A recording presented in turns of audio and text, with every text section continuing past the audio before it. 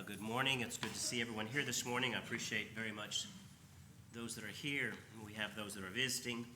Visitors are always a special guest. We appreciate it. Row number 4 in the middle has 1.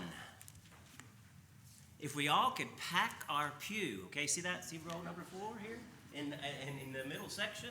1, 2, 3, 4, 5, 6, 7, 8, 9. 9, okay? Whatever row you're on, you got your job for next week. Carrie and I, we got to do some work, and me, poor Lacey, you really got to do the work, and Cindy, wow. We're all going to fill up the row like row number 4. Thanks so much for being here. Connie brought a lot of her family, and it's a blessing to have you with us. I didn't mean to point you out. I'm sorry if you're kind of shy. It's not meant to do that, but we all pray for Connie. Connie is fighting cancer, recently was diagnosed, and she's going through therapy. The Lord be with you. And the Lord be with you. The baby, it's on the way. I think, 5 weeks? 4 or 5 weeks, somewhere down there. Now, I wish the Lord is with all of us, so I'm not just picking on them saying, but God be with us all. It's a great day to be together, and my lesson today, where's our guy? It's quick. Your lesson is quick. Hey, my lesson is short today, isn't it? We're going to talk about the joy of following Jesus Christ. I don't know where Heath went. Oh, okay. Did he take the clicker or something? Because it should show. Oh, there. Here we go. It doesn't like that. Okay, it doesn't like me pushing the button. The joy of following Christ, no matter how old you are. Now, those that got the send out, know that my lesson specifically is going to be for the young people. And I don't know about you, but I have really struggled letting go with that concept that I'm no longer young. So, but I still feel young, I think, in some ways. But really, my emphasis is going to be on those that are young. And so we're going to talk about the joy of following Christ, no matter how old you are. I mean, we older people need to be just as joyful of following Jesus Christ as the young are. So why is it not doing? You're working on it. Okay. All right. So let's if you will, we're going to be talking about the stages of life. Basically, we have 3 different stages. We have what we call childhood or young when we're young. Then we have middle age, and then we have older people. And so we're going to be looking at all those. And these 3 stages all require different things from us. When you have mastered the lower part, then God moves you into middle age, and wow, there's a whole new a level of things that you've got to deal with. And then you go from there, you go into more matureness, let's say 60 and older, and then you've got new problems that you've got to deal with. And with these different stages in life, God has different information for us on how to deal with those. So there's information in that Bible that you got at home to help you when you're young. There's information in this book to help you when you're married and trying to raise children. There's information there. And there's information there to help us when our kids are gone and well established and we're sitting at home and having trouble getting out of bed and doing those normal chores you used to do when you were younger. God helps us with our work. So, I really hope you can get this thing going because I got a lot of information, and the only way I can do it is running through using this benefit up here. So today I'm going to speak primarily to the young, and I don't know if you realized how many young people there are here this morning. You may not see them all. There's some in the back, some in one of the classrooms, but we have Mary and Rebecca and Andrew and Abby. Okay? Then we have Heather. Not Heather, but Bella. Sorry. Heather's the mother. We have Bella. Sterling's not here today, but Bella is here today. And we got Emery, and we got Ann and Sarah, because they're online, because I saw that they were online. We've got Isabel and Sophie and Annie. We got Maddie and Willow. We've got Auburn. We got Hannah, Emily, and Leah. We've got Stephen. We got Emma. We got Evan. We've got Amelia and Matilda, I think. And I probably left somebody out. But those are what I would call the young people in the audience, right? So today's lesson is going to be about them. And like I said, in this, we have different levels of growth as human beings. We have the first phase, which I'm going to be talking today about, and that is the essential growth, What things are essential for you if you're from a young child to teenager to young adult, okay? That's this first phase, the essential phase, okay? And then we go from that essential phase to the mature growth, and that's people like 25 to 55. And then you have the radical stage. You may say, well, you got that turned around, Terrell. Old people aren't radical. Oh, yes, we are. We're supposed to be the radical age, and we'll be a lesson sometime in the near future on the radicalness of being old, okay? That's where I'm headed, and that's where I am. And it is a radical age because you do some things that you would never do before, right? And that's because you're getting old. And you know your time is short. And you know you're not going to be here much longer. And you'll do stuff in that age that you would have never done as a young person or as a middle-aged person because you're so cautious, right? So we'll be looking at that at some other stage. So hopefully it's getting me close because I got a big, long list here that I want to go over with the kids. I'm going to talk fairly frankly here in the beginning. I'm going to try my best to word myself in a way that is okay and not too bold or plain, but we shall see. If you put me on slide number 2, I'll be ready, Heath, okay? While we're waiting, do continue to pray for Billy Cox. And like I say, if you're interested in finding how to communicate with him while he's sitting in jail, I can tell you how to do that. It's easy. If you go to the location, it won't cost you a bit, and you'll get to see his face. So remember them, or remember him, and remember Angela as she tries to get her life together while he is away. Come on. Just, can I not just give me my outline? I'll do it. Yeah, the second one. Put me on the second one. Third one, whatever one. Just get me on a slide. There you go. Please. All right. So, young kids. When I talk about young kids, I'm talking about kids, puberty, and young adults. So, I mean, if you're 25, you're a young adult, you're still that group I'm talking to this morning. Then there's the middle-aged people and the older people. And they're all important. And this picture shows them all. 3 generations, right? And we belong to a family that probably is multi-generational, and we all have a part in learning to live God's way. This is something we all have to do. There are struggles as Christians. The first stage, I call it a struggle to get your life together. When I was young, my mind was just racing. You know, I thought, oh man, I got to get an education. I got to find a wife. I got to buy a house. I got to get a job. No, I got to get a job, then get the wife, right, and then get the house. So we do all that. We're in this rush of things going on in our mind because we want to get our life together and we want to make a better life than our parents did, right? That's how I felt when I was young. I was going to outdo my mom. I was going to outdo my dad, you know? But that's that youngness, youthfulness. You're struggling to figure what life is about and get it all together, okay? So that's the group I'm going to be talking to this morning. But then when we grow beyond that, we get up to like your mid-20s, or maybe it took you to your 30s, and that is, you struggle as a Christian. Now you finally got your life together. Guess what God requires you to do now with your life? You got to give it away. You got to sacrifice for your kids. You got to sacrifice for other people.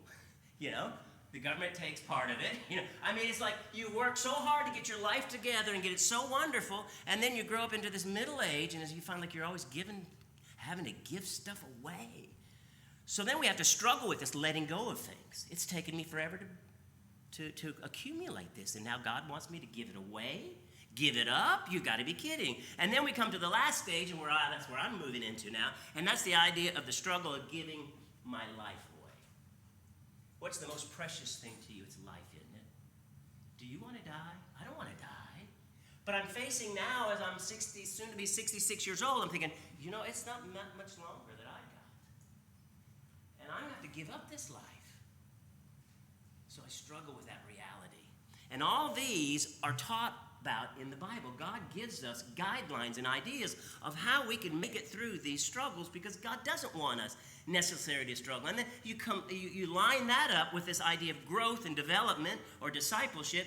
The first group, they need the essentials. They need the basics. They need those foundational things so they can make it through the struggles that they've got of getting their life together, right?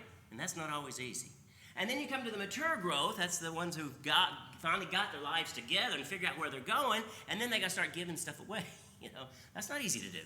So God speaks about that to us middle-aged folks, on what we need to sacrifice and what we need to give. And then you got that radical age, what I call the old age, and that's the scary thing of, you know, I'm so radical, I'll give my life. And you might say, well, where do you get that from? You know, we say we follow Jesus Christ. What did he do that was so radical? He gave his life for others. How much more radical can you get than that? So that's why I think for us that are gray-haired or white-headed, we can do something radical for God, and that is we could follow the footsteps of Jesus, and by that, give our lives for the Lord. But today's the young people. And I want to talk to you about the essential discipleship. And what I'm talking about that is give you things that will help you to learn to do things not your way, because you'll botch it up. You will. And if I do it my way, I'll botch it up. But doing things God's way.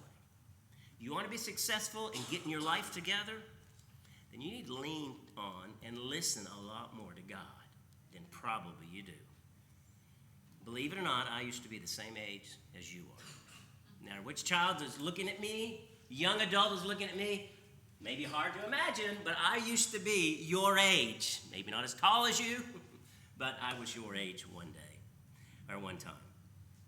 So here's the things about, I want us to, we who are in the audience that are older, understand this is what your child is going through.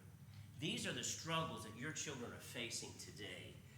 And they're probably, you can say, well, I faced those as well. But I just want to remind you of those things, adults. And I also want the children, the young people in the audience to know that I know that you deal with these things.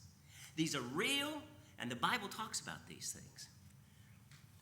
Number one, when you're youthful, when you're young, you're full of energy. I mean, you bounce off the walls. I got a granddaughter that does that. Her name's Leah. She does that. She's just bam, bam, bam, bam, bam, all over the place. That's being young. You just have this energy, and it's pinned up, and you feel like you got to get it out, right? So you're full of energies, and every one of you got it to some level, right? And you have that because you're young, and that's why you can't sit still, right? Sit still in church. Oh, no, sit still. I told you to sit still. You know, no, they're young folks. Realize that. They're not going to behave like adults because they are children, okay? So we need to realize that. This is a struggle that these young people have. This energy that is pinned up and it wants out. And then there's this idea of eros. Eros there is not erotic. I know somebody will go, oh, we'll get that to the next one. But eros is just this pulse of life. This is the instinct, the impulses that you have. Children have all kinds of bizarre impulses, right? And you see that as adults. Your kids will do this. Bam, boom, boom. I mean, they just react, right? So that's part of it too. And this is the idea of the positive impulses, right? The positive pulse of life. They want to get on with their life. They can't wait to grow up, right? I remember when I was a kid, every birthday, I started wishing for the next one. Well, you just turned 10. No, I can't wait till I'm 11. In fact, halfway through the year, I started saying, I'm 11. Kind of. Soon to be 11 was 6 months. Well, I'm closer to 11 than I used to be. I just wanted to run, this grow up, this impulse. I wanted to get on with life. And then we have this thing called sexuality. And we got to realize this, folks. Parents, children, and I think in our society today, because possibly of the stuff that we eat and those chemicals, and I mean, there's lots of research. You can do your own research and find out. They'll tell you what the stuff we're eating, how that's promoting hormones in children at a much younger age than naturally happens, okay? So I'm not going to get into science, but there's proof of that type of thing. So our children are living in a society where they're growing up really fast, whether you want them or not. But this idea of sexuality, it's powerful, it's strong, it's a brute force within us. And let's grow up. Let's be grown up and say, well, yeah, I remember myself, right? Realize that. Your kids are going through that. So they need tools, they need help to know how to deal with this, right? And it's not easy. I know, I've been a parent, 3 daughters, right? So what do you say and when do you say it? How soon do you say it? How late do you say it? How much information do you give them? I mean, that's tough to do as parents, right? But you better be doing it, because if you're not doing it, guess what? They still have that drive and somebody else is telling them. Then you have this idea of just restless, right? Restless, trying to figure, well, what am I going to do when I'm going to grow up? You know, when I was a little kid, I remember at 5 years old in Miami, my dad was a preacher, and all the old people in the congregation, they constantly said, well, what are you going to do when you grow up? What are you going to do? And of course, my oldest brother, he said, well, I'm going to be a preacher. My little brother said, well, I'm going to be a preacher. and they ask me, I said, well, I'll tell you what, I don't know what I'm going to be, but I'm not going to be a preacher, okay? So I mean, at a little age, grown-ups are pushing kids to grow up and figure out what path you're going to take in life. So they're wrestling with that. Well, Mama expects me to do this. Dad expects me to do this. Well, what do I want to do, see? So that's that restlessness there. What path am I going to take in life, or what path is life going to take for me? That's going on in their brains as well. And then loneliness. Some of the most outgoing people can be the loneliest people in the world. Did you realize that? Just because they're outgoing and talkative doesn't mean they're happy or they have companionship. You know, there's a fear among young people not to be liked. There's a fear that others will distance themselves from me. They long for closeness. Everybody wants a best friend, right? Everybody does. But how many have really a good best friend when you need it the most? Sometimes you don't, right? So there's a fear that young people, they fear of not having good companionship, a good friend. That's why we have this thing that sometimes kids make a what? Make an imaginary friend. Why do they do that? Because there's no real good one there for them, right? So that's going on in their brain, see? But the list goes on. Self-worth. You know how many young people feel like they're worth nothing? So they're searching within themselves, what's pretty about me, you know? They look at themselves. What's valuable about me? You know, I'll never be, you know, ... as much as ... is, right? You fill in the blank. I thought that thing all the time when I was growing up, and I don't think I was a weirdo. I think children do it as well today. They're searching for value and for importance within themselves and within their existence in the world. That's also racing around in their brains. And then you got this moral fervor. I remember I was this way. I was always looking for some great cause to jump on board with. Save the turtles, save the whales, save the whatever, you know? And young people, they'll pour their hearts and energy into that. Because there's this idea that they can make a difference, right? So they're looking in. That's tied with that self-worth, you know. I'm worth something because I've got this cause that's important to me, and I'm going with it. I'm going to get behind it. And that helps them be recognized and have value. And then there's the last thing about nostalgia. We're all a little nostalgic. You're looking for, even as a young kid, what was your dream? I tell you what my dream was. I was going to get married, live in a big farmhouse, 2-story white farmhouse, and have 7 sons. I planned to be married at 17. Well, I managed when I was almost 25. So it gets you the idea that I had to alter my dream because nobody was interested in that dream, you know? 7 kids, 7 sons, no. But you have this nostalgic, you know, concept of what you want, your dreams. And sometimes, believe it or not, our nostalgia is connected to our own upbringing.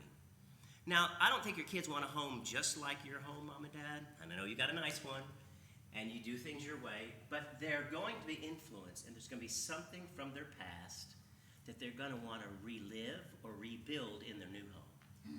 All these things, and there's a lot more on the list, and you could go read books about children and development of children, because that's where this stuff came from, that tells you about what children are thinking and going through.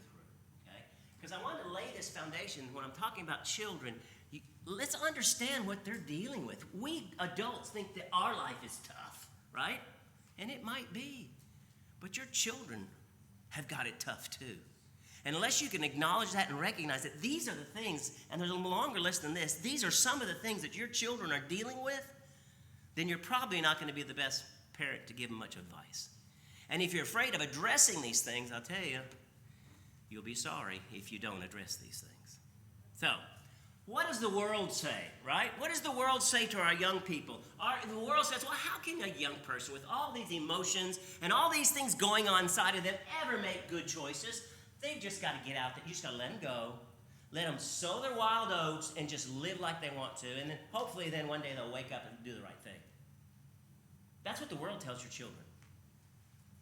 And how many hours are your children not in your care, especially when you get up to high school? Guess what? Your kids are with high school kids who don't have the parents that you are. And your kids have those pent-up emotions that we just talked about earlier. And the world's telling them, ignore what Mom and Daddy say. Just live your life. Make your own choices. Young people, that's just part of it, is making bad choices. What does God say? Okay, because that's what we're going to focus on. You probably think, are you ever going to get to the Bible? We're going to get to the Bible now. But what does God say to the young? Did you realize that God addresses the young people a lot in the Bible? It's quite amazing how often he's addressing the young people. And basically, I've summarized it. And God basically, when I read the passages, God's saying, you know what? You young people, you can be responsible. God, I believe, has actually more belief and faith in children than sometimes we parents do. And why is that important? It's important because God is your child's maker. Oh yeah, God, you were, husband and wife had their part, but you could not have children if it wasn't for who? If it wasn't for God. And God knows how human beings tick and click and function and think and feel. And God says to the young, you can be responsible. The world is saying, you don't need to be responsible. Very different, very, very different ways of thinking. God basically says, Christians, children of Christians, defy the way the world defines you. The world says you can't make it. The world says you can't make good choices. God says, oh yes, you can. And you can be responsible. Here's one of the passages we'll begin with today. 1 Timothy chapter 4, verses 12 through 13. Let no one despise your youth. You know what? I want to start here. Don't even you despise your youth. Okay? You have no reason to despise yourself. Look down on yourself. Every single young person in this room is a beautiful creation. Okay? You are valuable to God. God gave his son for you. The way I look, you got to be kidding. Yes, he did, Terrell. He gave his son for me, and he gave it for you, right? So that in itself says that you're worth something. And therefore God says to the young, he says, don't let anybody despise your youth, right? But be what? He doesn't say don't let anybody despise your youth and go out there and sow your wild oats, because that's just the way it is. That's the way the world works, you know? No, he says, do not let anyone despise your youth, but be what? Be an example. There's where God says, you know what? You can be responsible. You can be responsible for your life. You can be responsible for your decisions, and you can be an example to others. Well, how can I be an example? He says, well, you can be an example even to people who believe in God, but you, as well as people of the world, but you're an example in the way that you speak, in word, he says. You're an example to the world in the way you behave, in conduct. You're an example to the world by the way that you love or show love and care for other people. You're an example in spirit. The very essence and spirit of who you are is an example for other people. You can be an example in faith. You can be an example in purity. And he says, go until I get there, give attention to reading, exhortation, and doctrine. So God says, yes, young people can be responsible, and young people can make good choices, and those good choices can actually be an example for others who, guess what, need your example. Matthew chapter 22, verse 37, Jesus said, I want you to flee youthful lust. Well, youthful lust happens when you're what? Not when you're 90 years old. Okay? Youthful lust is when you're youthful. Right? There's other passages he talks about just lust or desire. But here's a passage he's addressing those that are young. He says, yes, God acknowledges. God addresses it. He knows it. He made us. And part of that is sexuality. And I will be drawn towards youthful things and youthful lust. And he says, don't give into it. Turn away from it, Terrell. Well, I'm an old person. I won't use one of the kids because they'll embarrass them. But some kid in here, turn away from it, right? You're facing these things. And parents, we got to realize this is what our children are facing. And we got to encourage them to pursue righteousness, pursue faith, pursue love, pursue peace with those who call on the Lord out of a pure heart. We adults, now young people, believe it or not, we adults understand what you're going through. It's sometimes hard to wrap your brain around that mama knows exactly what you're going through if you're a daughter. Or sons, your dads know exactly what you're going through. Now, they may not admit it, they may not talk about it, they may be too shy, or they may be too embarrassed to talk about the way they lived when they were your age. But we've gone through it. And the Bible teaches us to be honest. And if we're not honest with our children, it'll backfire, folks. It truly will. And the reason I think a lot of children do not turn to parents and talk with them, or even turn to grandparents and talk to them, is because we've never exposed our bad side. We've tried to keep this image that I'm Mr. Perfect here, you know. I've always done what's right. I've always followed God like I should. Well, no, I've never done that. It's hard to be honest with our children. But I tell you, if you want to influence your children for good, you better start being honest with them. And let them know that you understand what they're going through, because you've gone through it yourself. Proverbs chapter 1, verses 8 through 9, in reference to father, son, mother, son, so the mom and dad, this family unit, the wise man said to his son, "My son, listen to the instruction of your father. Hear the instruction of your father. Do not forsake the law of your mother." Well, why? Why should I listen to dad, and why should I not forsake the rules, the regulations that my mother had set for me? He says, because they will be a graceful ornament on your head and a chain around your neck. I just love that, because young people, whether they'll admit it or not, especially today's young people, and there's no difference between males and female. Now, when I was growing up, there was a difference. Guys could kind of care less what they look like. Didn't comb their hair, they never shaved, they went to school grubby looking and junky. Look today, I tell you, guys out and outdress the women, right? Or they call them Metro Male today or something. You know, so there's a total difference in our society today. But you know, we like to look good, don't we? I mean, I put on a tie today and dress pants, and I'm trying to look good for you, you know? You gotta look at me for an hour, so I'm gonna try to look good. And he says, okay, if I as a son listen to my father, or if I was a girl, I as a daughter listen to my mother, he says, you know what that's like? That's like having some graceful ornament on top of your head. I don't know what you think about. When I think about some graceful ornament on top of my head, I think about a crown. But I like to be king for a day. Or maybe you'd like to be a princess for a day, right? The tiara, right? He says that's what it's like when you listen to the good advice of godly parents. You're putting this glorious crown on your head. Or you've got something beautiful hanging around your neck, right? A grace, this chain about your neck. And then what does he say after that? Because God knows man's tendency. He says, please don't listen to the sinners.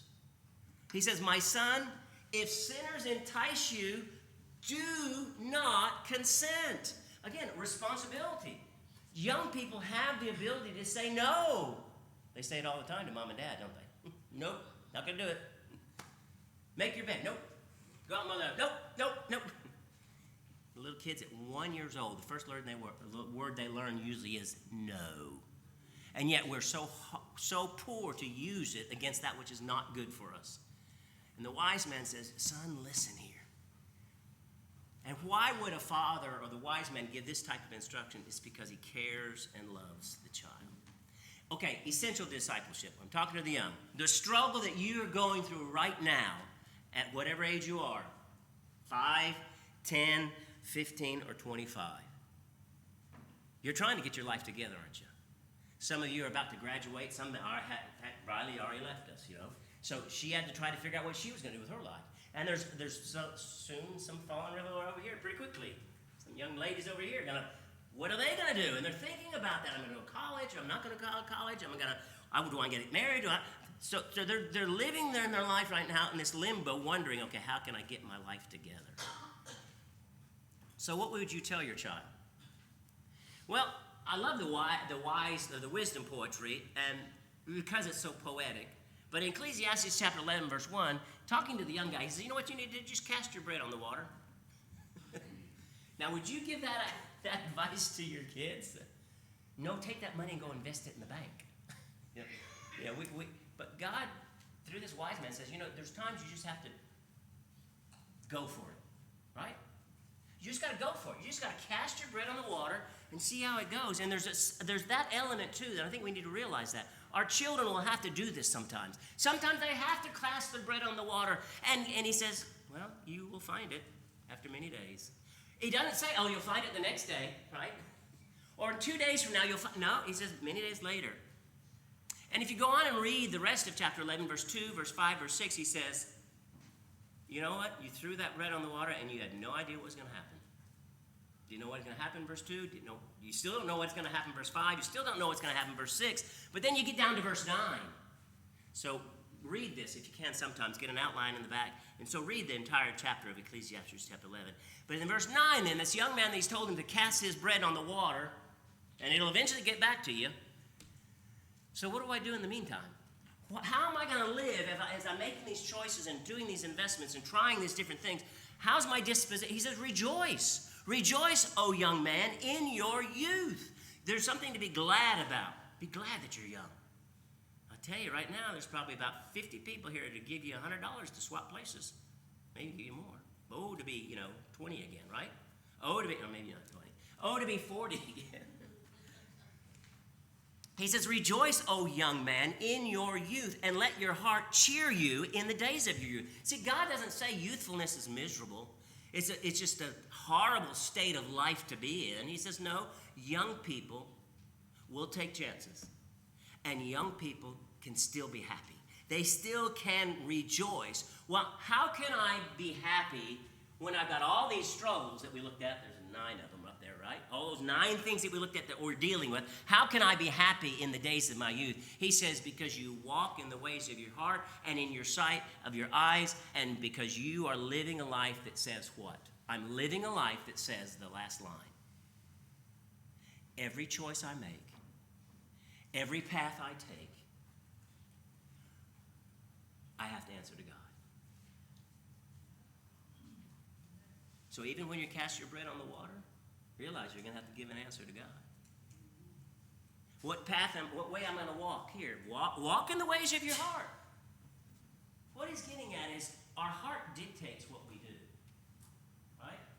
So if we realize that, and then we realize that everything that I do, every choices I make, every decision that I make, I've got to answer to God, that means this heart is significant, right?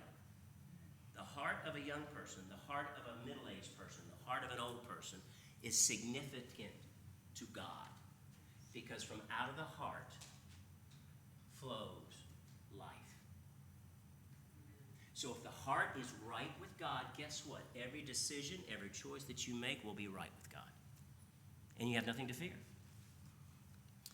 He says in chapter 12, you go into the next chapter, he says, remember now the Creator in the days of your youth. A lot of people say, young people, they're not interested in religion anymore. Church isn't for young people.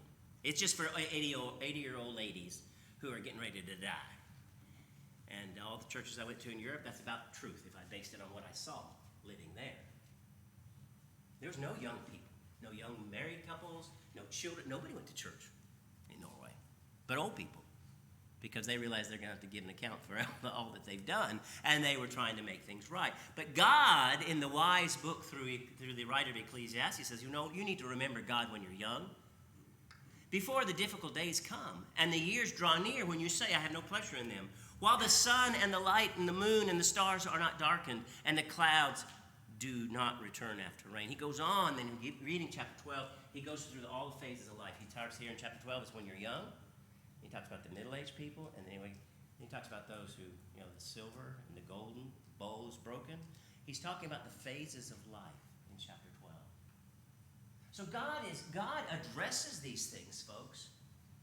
He's telling us life is a struggle, and every phase has its own struggles.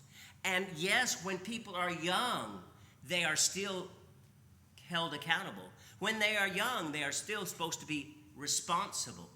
So how can our young navigate through our culture? Because our culture, guess what it is? It's worldliness. It's evil and it's worldly. That is the world in which we bring our children into, folks. And there's a lot of young married people today who are choosing not to have children because of that very thing. They don't want to bring kids into this horrible world. But a lot of us want children, and we bring children in, and so we need to help our children. But at the same time, our children need to recognize that they're responsible for their lives. So as parents and as grandparents or as aunts or uncles or friends or a part of the church family, we need to address this thing on all levels. The kids have their responsibilities, but so do I as an adult. How can I help the young people navigate through this culture of worldliness and still be a good person? 4 passages in the lesson series. Okay, so here we get to the meat of the lesson. All that other was intro, trying to build my foundation to understand what these young people are going through. Open your Bibles to Philippians chapter 4. Philippians chapter 4. We're going to look at verses 4 through 9. The first point is privately build. This is to the young people, okay? Everybody, that list I read, I don't know how many there are, but there's probably 20-something, 20 or 30 kids right there. I named their names. Okay? This is what you need to do. 4 easy scripture to remember and dwell on and think about. It's good information. God has given it to you. He wants you to privately build a relationship with him. You do not inherit your parents' faith. Don't even try to inherit it. It's not going to do you any good. You need to build your own faith in God. It's just like, okay, I'm going to let my dad go to the gym for me so I can have big muscles. That ain't going to work, is it? If I want big muscles, then I got to go to the gym and I got to put in the effort. Why do we think this is going to drag our kids to church that they're going to be good? You can drag your son to the gym and resist the whole time there. You think that's going to help him? No. We do that as parents all the time. We drag kids to church. They don't want to come. I don't want to go. You're going whether you want to. All right, there's a problem. We need to address that before we bring them. And maybe it's because we haven't shown them the value of building a relationship with God. But here in Philippians chapter 4, picking up in verse 4, he says, rejoice in the Lord always. And again, I say rejoice. I just start right there. You know how many kids think that church is boring? That, this God stuff, that's not happiness. I mean, look at people at church. They all look like they're pouting, frowning. They can't wait to get out of there, And yet God says a proper relationship with me will generate joy, okay? Now, go to the concert? Yes! Whoa! Right? That's what the young people say. We're going to church. Oh. And maybe they're sitting like that because that's how you're sitting. Have you ever thought of that, parents? Kids learn by example. But we want them to rejoice. He says, rejoice in the Lord, see? You need to have a relationship with Jesus Christ. Who is the Lord? If you understand who the Lord is and what he's done for you and what he can do for you in this world, and even when you die, you got reason for joy. Because he can give you things that nobody else can, okay? So you're going to rejoice in the Lord always. And again, I say rejoice. Verse 5, let your gentleness be known to all men. Be anxious for nothing. Wow. Do you know how anxious your children are? Some of them are maybe even on medication because of anxiety about things that's going on at school. There's a lot of meanness in school, folks. There's a lot of cruel teenagers out there. Ugly people, mean people. And your kids could be dreading to face reality. And so we give them a pill, which could help for the time being. But God says, you know what? You need to teach your children to not be anxious for anything. So what's the solution? Well, let's keep reading. Be anxious for nothing, but in everything by prayer and supplication with thanksgiving, make your requests be made known. Number 1, building a relationship with God is praying to God on a regular basis. Have you taught your children to pray for themselves? Not just, okay, we're sitting down having family prayer here. We have family prayer every night from 6 to 6:10 before we put them to bed. They've seen me pray. Well, that's good. I'm glad if they've seen you pray. But guess what? Just because they see you pray doesn't mean they're going to pray. So you've got to cultivate. You've got to plant seeds in that heart of that child of yours that makes them believe in a God that listens. I'm not going to let all my anxieties be made known into a God who doesn't listen. So if you, as a parent, have expressed doubt and have gripe because God doesn't do it the way you want it done, guess what? They're probably not going to pray to God because you already told them it's worthless praying to God. But have you ever shared with your kids that something you prayed about and it turned out really great? And says, you know what? I prayed about this thing last week and it happened. Glory be to God. See, we got to help our children build a relationship with the Father. And that means private prayers and devotion. I'm gonna pray when I'm worrying about something, I'm gonna pray to God about it. That's what God is saying, and that's what our children need to understand. And he says, make your requests be made known to God. He doesn't, and we need to be honest with our kids. That doesn't say that God's going to do everything you want, but there's nothing that you want that you cannot ask God about. Whatever your request is, he says you can make it known, okay? And then verse 7, what's the result? If I can build a personal relationship with God that involves praying to God regularly and having a devotion to God, right? What will that do for me? Look at verse 7. That's where the sentence continues. And he says the result of doing that is the peace of God. I pushed the button there. I didn't want to. It says the peace of God, which surpasses all understanding, will guard your hearts and minds through Jesus Christ. You know when kids mess up, it's because their hearts are messed up or their minds are messed up. You try really hard to protect your kids, don't you? You got all kinds of rules. Can't do that. Phone time's out. Can't have your phone in your bedroom alone at night. We have all these rules, right? Why is that? Because we don't trust our kids. Why don't we trust our kids? Because we weren't trustworthy ourselves when we were kids. Probably. Let's be honest as adults. Did you do everything that your mother and dad said? Even the best of us have broken some of the rules, right? So we know that's the way we are. We test the rules. So what's the best thing is to get your kids to believe in God, to believe that they will be held responsible for their choices. And please, son or daughter, make good choices. There's so much on that phone that's dangerous, it's ugly, it's nasty. And that's where your so-called friends are calling you nasty names, so quit looking at it, you know? Sometimes we don't do things that are common sense. He says, pray to God. Say, God, I've got this going on in my life, and it's really hard for me, and so help me. And God says, okay, the peace that I have that goes beyond human understanding, it says that's what will guard your heart, and it'll guard your mind through Jesus Christ. And then he goes on, verse 8 says, I'll tell you what also, these young people, you've got to train your mind to think in a certain way. Okay, so how do I need to think as a 12-year-old? How do I need to think as a 16-year-old? He says, this is the way you think. Whatever things are true, okay? Well, those kids that are telling lies about me. Well, don't think about those. That's not true. That's lies. Don't think about it. Don't let the lies that other people say about you weight you down. We think about only things that are true, okay? Whatever things are true, whatever things are noble, whatever things are just, whatever things are pure. Oh, those nasty thoughts, those ugly thoughts, they creep into all of our minds, adults and children included. And God says, you push those out. Don't let them stay in your heart. He says, whatever things are lovely, whatever things are good report, if there be any virtue, if there be any praise, think or meditate on these things. God says, number one, build a close relationship with me. We want to help our kids from wee ages to understand who God is and desire a relationship with him. That's the first thing. Foundational rule, elementary growth. The next thing is we want to build a heart of love and justice in our children. Look at Galatians chapter 5. Galatians chapter 5, we look at that often because of the works of the flesh, right? Verse 19 through 20. And we look in verse 22 through 23. It's the fruit of the Spirit. And that's good, right? And we know that it is God's will that the fruit of the Spirit fill us completely, right? So if I'm going to teach my kid this way, this is how you need to be. If you want to follow God, who is Spirit, then the fruit of the Spirit is this. If I'm following God and I believe in God and I trust in God, right? Then what kind of person am I going to be? Well, look at the list. Verse 22.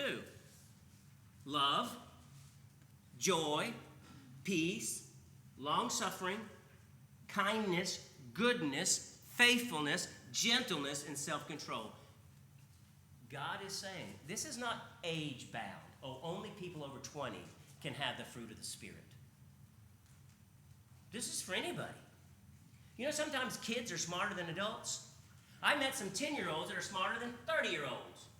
And they make better choices than a lot of 30-year-olds. God's word is for everybody, folks. Children, middle-aged, and old people.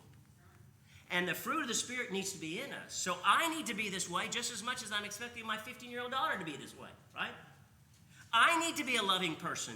I need to be a person of joy and peace, not someone who's confrontational or wanting to fight, right? I need to be someone who's long-suffering. Boy, that's going to definitely help us keep away from fighting because I'm not short-fused. No, that doesn't bother me.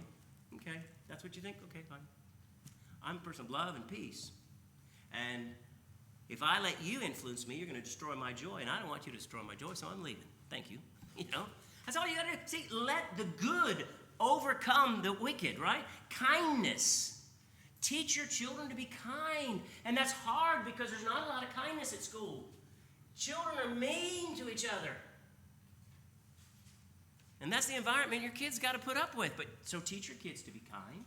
Teach them to be good. Teach them to be gentle and definitely control their emotions. Because we're not helping the world if we lose our control of our emotions just like the world does. Then we're not an example, as 1 Timothy 4 talked about. Be an example of good behavior, of good conduct. And then if you continue down chapter 6, he continues this idea. He talks about, well, if you're filled with the Spirit, what kind of person are you? You're someone who helps other people, right? He says you're going to bear one another's burdens, verse 2 of chapter 6. At schoolyard, and I remember when I was growing up, there's always bullies, right? There's always bullies. It's nothing new. There's been bullying going on forever, right? And there was a couple of kids, and I was actually in that group. Everybody liked to beat up on. And it's usually the smaller ones, the weaker ones, the kind-hearted ones. They'll beat up on them all the time, right? Well, God says if you're a Christian, you're going to bear people's burdens.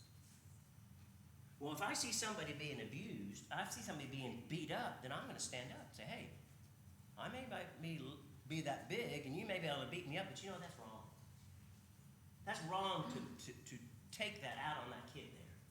That's an injustice. Do we stand up and do we speak? Or do we walk away and say, phew, I'm glad it wasn't me this time? We can do that. But that's not what a godly person will do. That's not what a good young person will do. A good person, remember I talked about that they want to find a cause and rally around? I tell you a good cause you young people can have, and that is to stamp out injustice in the schools. There's so much cruelty and injustice going on. Be different. Bear those, the ones that are always being beat up on, the burden. Bear that person's burden. He goes on, he says, don't think about yourself, verse 4.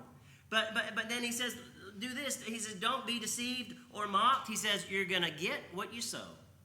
So if I'm kind, he'll give me kindness. If I show love, I'll experience love. If I show long-suffering, those fruits of the Spirit, if I do those things, God says that's the way it's going to be. And then he comes on down to verse 9. He says, and let us not grow weary in doing what? In doing well.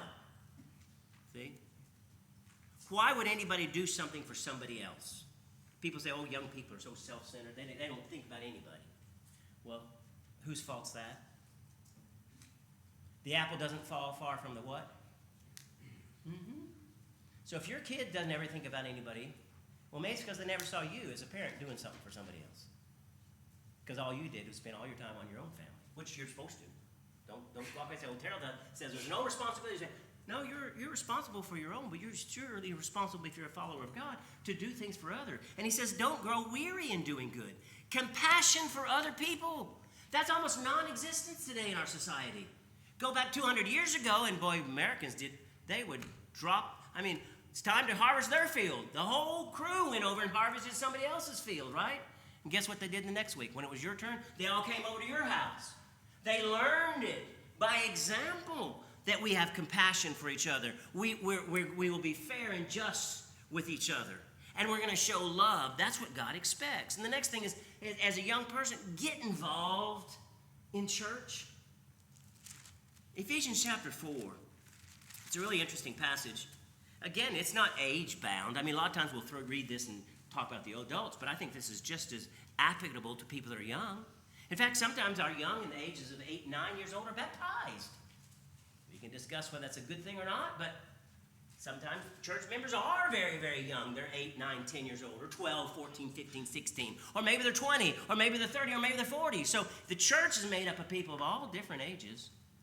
And remember that 10, 11, 12-year-old is struggling with that long list we talked about? In fact, some of us that are 40 years old are still struggling with that long list we looked at. So in Ephesians chapter 4, notice what he's saying here. He says, God has provided the church with what it needs. Prophets and evangelists and pastors and teachers. Why? It's to equip the saints. It's to give the saints what they need, to give a person what they need, right? And maybe that's why people don't like to go to church. And maybe that's why kids don't want to go to church. Because they never feel the preacher or the teacher cares about them. All you do is care about the old people. I say that with confidence because that's exactly how I felt growing up. I really did. I thought, what's this church for me? They're talking about stuff I don't understand. There's nothing, and I know there's some maturing going on there. But it was like they said the same thing over and over again, and they didn't talk about anything that I dealt with in high school personally, right? Give me tools to face the world that I live in because I want to be a good person. And I believe every young person in here does that as well. You want to be a good person. So are you parents giving your kids the tool, and are we a church giving the kids the tools that they need? And he goes on here to talk about the saints, those who belong to the church, those who are part of that church family, verse 12, they need to be equipped. They need the right tools to work and to edify the body of Christ. And he talks about, he says, I want these people who belong to the church to have knowledge of the Son of God, and I want them to grow up. What does he say, verse 13? Grow up to a mature man, or the perfect man, your translation may say, to become just like Jesus Christ, or it says the full stature of Jesus Christ. No longer, verse 14, what? No longer tossed to and fro like children. Children are on a rough boat. They're being tossed by all the things of the world, right? And what we need to do is help them find stability. Where can they find that stability? They should find stability right here. Yes, that may not be your son or that may not be your daughter, but they belong to your family. And you should care about her, right? How many young people in this, and I'm going to be mean here right now, I'm going to challenge you. How many young people in this room right now have you done something for to help them become stable and grow in faith? I think we as a church got some work to do. We should care about each other. We should love each other. And there's different things. We don't all do that. We got different skills. We got different abilities. I mean, if it's nothing more than just going up and talking and saying, well, how's your week been? I know it's tough to be a teenager. I used to be one, And if you ever need somebody to talk to, try me, right? We're a family of God here, folks. And yes, I may not be the biological father of any kids that, well, I do have one child here, biological. But all the rest of you, I don't have no biological connection with any of you. But we've all been bought by the blood of Jesus Christ. And you're my brother, and you're my sister. And you're my children. And I love you. And I care about you. We're a family. We need to be attached. And I want the young people here to feel an attachment to this body of people. Because they need us. And guess what? We need them. I said earlier, I'm 66, soon to be 66 years old. I don't know how long I'm going to live. I keep saying I'm going to live to 100, but who knows that? Lord decides that for me. But if all us people that are 50 and older are gone in 20 years, then who's left?